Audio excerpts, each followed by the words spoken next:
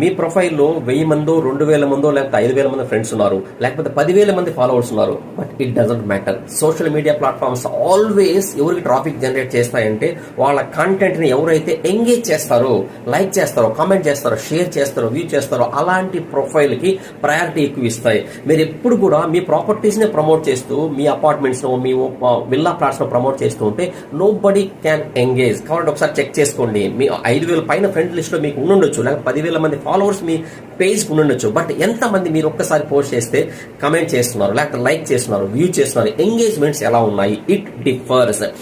ఎప్పుడు కూడా potential buyers అనేవాళ్ళు ఎవరు కంటెంట్ కి అయితే ఎక్కువ రెస్పాండ్ అవుతారో, ఎందుకు రెస్పాండ్ అవ్వాలి, మనం కమర్షియల్ గా ఉంటే వాళ్ళు కూడా కమర్షియల్ గా ఉంటారు. But think like a human being.